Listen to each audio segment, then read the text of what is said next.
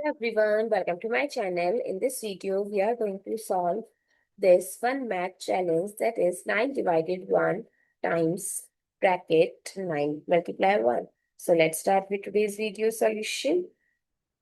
So what people do, 9 multiplied by 1 as 9 and 9 divided by 1 as 9, and then they divided by 9 and their answer is 1.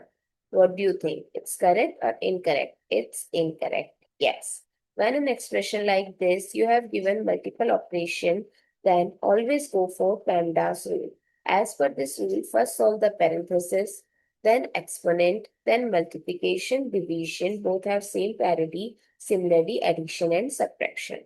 So it's 9 divided by 1 times 9 multiply 1. So first solve the bracket. So that is 9 times 1 as 9.